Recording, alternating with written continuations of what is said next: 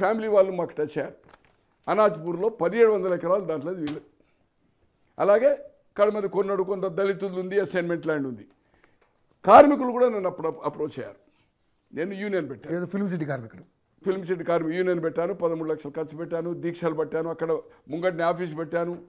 తర్వాత రాజశేఖర రెడ్డి గారికి 14/2/2009 almost election ముందు ఆయనకు రెఫరెండం ఇచ్చారు మీరు.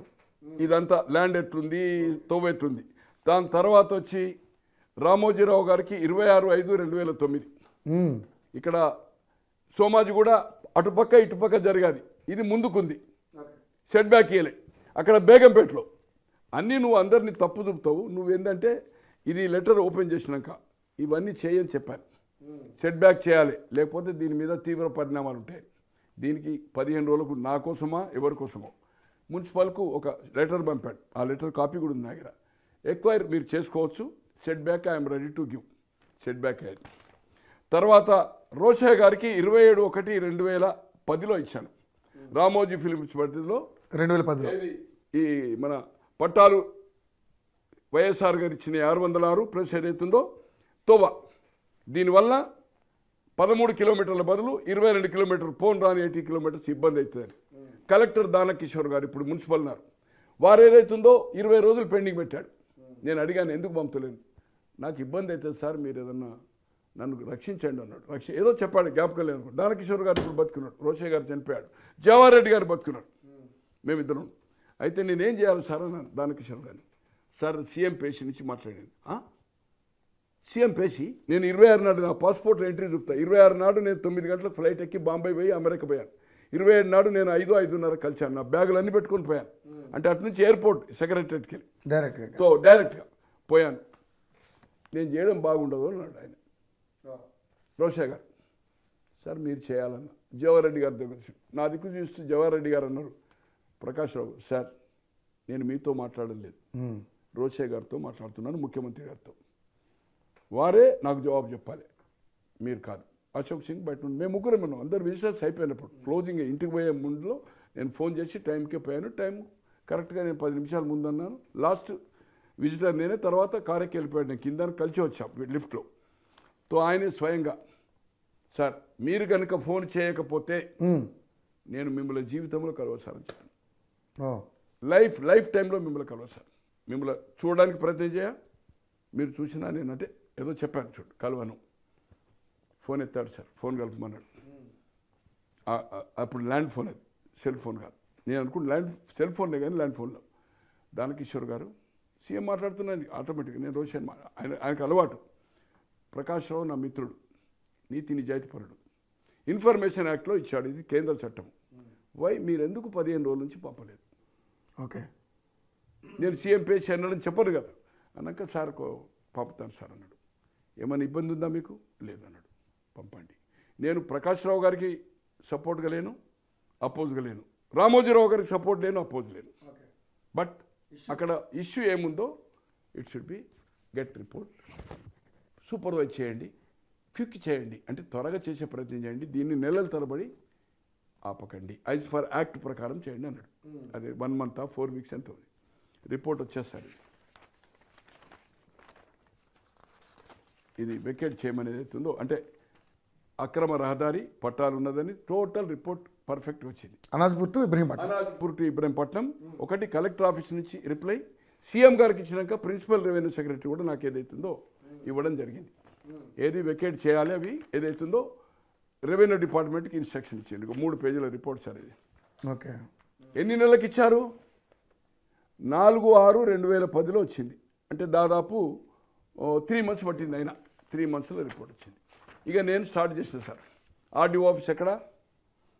గోషమ్మ దగ్గర ఆర్డీఓ ఆఫీస్. ఒక 30-40 సార్లు పైన ఆర్డీఓ ఏమంటాడు, సార్ 4 MROలు కావాలి, ఒక 2 బటాలియన్ పోలీస్ కావాలి, ప్రొక్లైమ్స్ కావాలి, ఇవన్నీ ఏదో చెప్తా పోయిండు.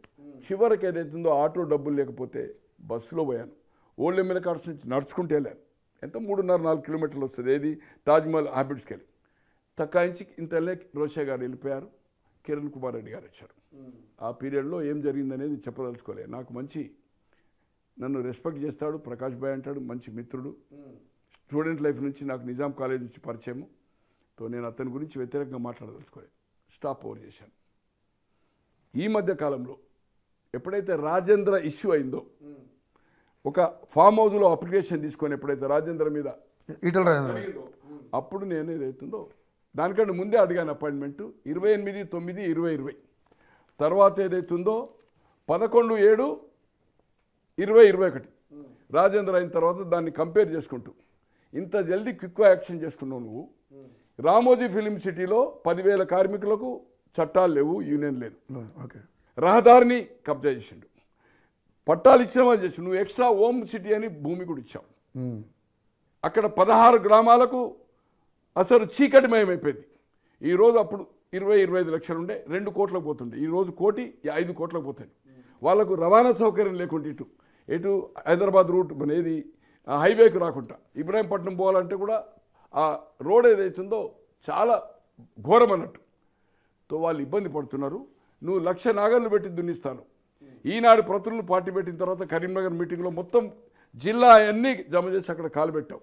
అటువంటిది నీవు 2006 ఎన్నికల్లో ఉప ఎన్నికల్లో ఆయన మద్దతు కోసం 4 రోజులు అపాయింట్మెంట్ అడిగాడు, 5వ రోజు ఇచ్చాడు. చెంపలు వేసుకున్నాడు, డై కొట్టిండు.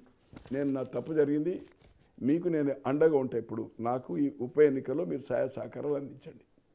అప్పటి నుంచి వాళ్ళిద్దరు దోస్తీ అయింది.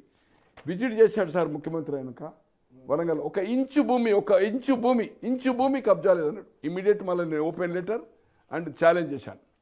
సార్ ఇండియా టుడేలో 2010లో అమర్నాథ్ మీనన్ గారితో 4 అవర్స్ కూర్చొని సార్ రామోజీ సిటీ తోవ కానీ ఆ భూములు కోటాపాట్స్ కానీ తర్వాత పట్టాలు కానీ 2 పేజెస్ రాజు స్టాచ్యూ దగ్గర బేగంపేటలో ఆఫీస్ ఉంది.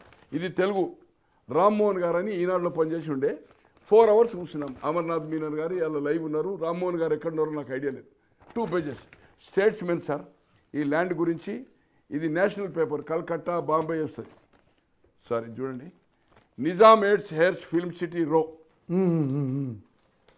అండ్ కంటిన్యూషన్ మళ్ళీ ఇంత ఆల్మోస్ట్ ఆల్ 1/4 పేజీ. ఓకే, తో లోకల్గా మేనేజ్ చేస్తాడు. పేపర్లో రాకున్నా కూడా నేనేదో నా స్టైల్లో. ఇప్పుడు ఈ యూట్యూబ్లో సార్ ఒక ఇంటర్వ్యూలో సార్ మిర్రర్ ప్రసాద్ గారు అని ఇప్పుడు ఆర్టీవీలో ఉన్నాడు కోఆర్డినేటర్, అసలు మొత్తం సీడే తీసేసింది సార్. కానీ సార్ మీరు సార్ అక్కడ టవర్ ఉంది, ఇప్పుడు ఇవాళ యూట్యూబ్ టవర్ అక్కడ ఉంది. రిపోర్ట్ కొట్టడం డిఫరెంట్, అసలు ఓపెనే కాలేదు సార్. కొత్తలో అప్పుడు మిర్రర్ సార్ మేము చేసినాము ఓపెన్ అయితే లేదంటే చూడవైనా నేను చెప్పిన టెక్నికల్ నాకు కూడా తెలుసు. ఈ టవర్ ఎక్కడుంది? రామోజీ సిటీ.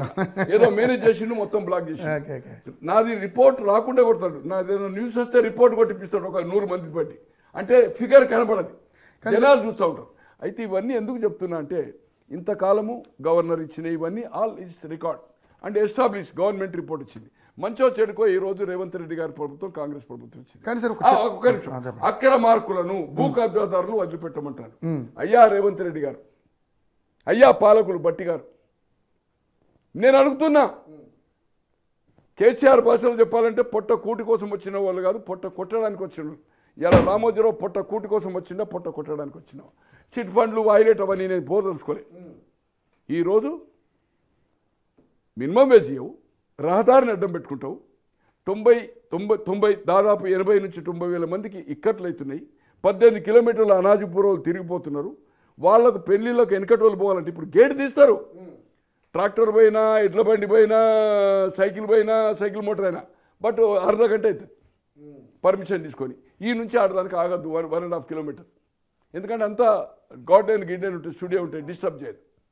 వాచ్ చేస్తుంటారు, చెప్తారు కండిషన్. 18 కిలోమీటర్ తిరిగిపోతుంది సార్. 13,000 జనాభా ఇప్పుడు అనాజ్పూర్ సరౌండింగ్. అందరూ ఇబ్రాహీంపట్నం పోవాలి, కాలేజీలన్నీ ఇబ్రాహీంపట్నమే.